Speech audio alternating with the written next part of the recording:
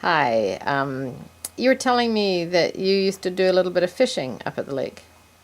Used to do a lot of fishing out at the rocks off Springside Shore Mm-hmm. that was marked with a big white wooden buoy because the Algonquin, when it docked at Springside, it would come out of Springside and continue on its way over to the other side of the lake. And if it wasn't careful, it would hit the rocks. And so the rocks were very well marked. Not marked today. Are But you talking that's, about the rocks where Musselman, like just off yeah, McDougal just Camerons?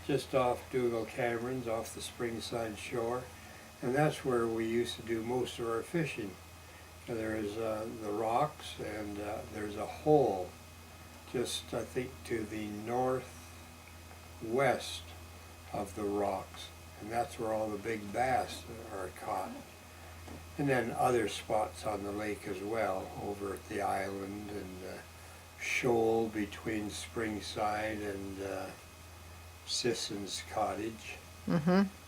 There's a shoal there that very few people know about. Mm-hmm. And another shoal You're off talking about the Sissons, but the old Don Moffat cottage. yes, Mm-hmm. yes. And there was another shoal off Winoka Shore, off the Stevens dock. So yes, we did a lot of fishing and trolling in the spring. I remember we went fishing once with the big boat, the Ditchburn, and we caught a trout, lake trout, that must have been at least 30, 40 inches. Hmm. And I remember looking down and we put it at the back of the boat and its length equaled the width of the boat, Huh. or seemed to, as my Uh-huh. memory serves Mm-hmm. me. But it was a great pastime, and of course the fisherman of all time was Claude Musselman, and he knew all the spots and all the tricks for getting fish. Mm-hmm.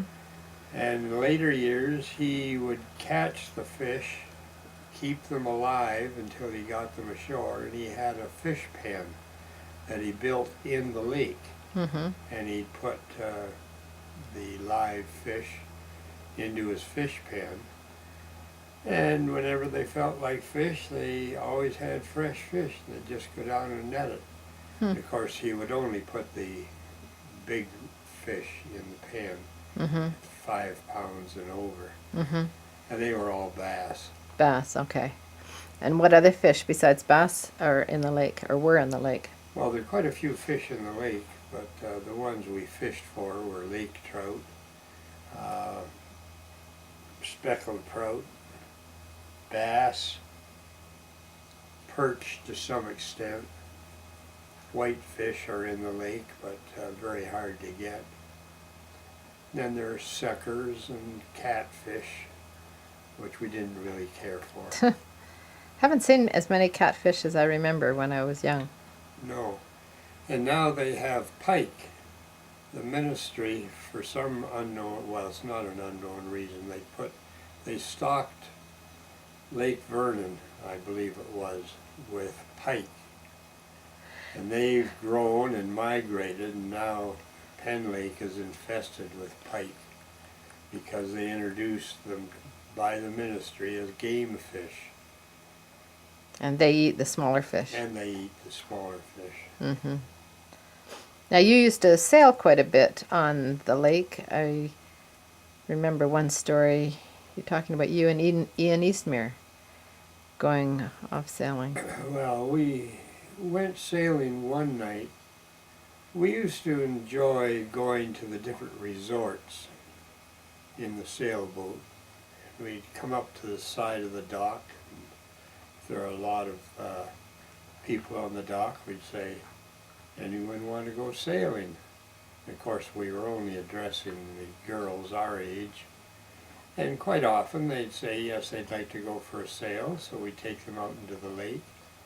this one gorgeous afternoon, good wind, sunny, classic Muskoka day, we decided to go into Huntsville. So we sailed and pulled and paddled our way through the canal into Fairy Lake, sailed into Huntsville, and started back later in the afternoon, but we got totally becalmed in Fairy Lake. And it became dark, and we were cold, and we were sure our parents were worried about us, but we couldn't notify them. Anyway, by the time we got the girls back to Cedar Grove Lodge, it was early in the morning, and it was unfortunate that unfortunate that we got stalled like that. It's not coming across very well.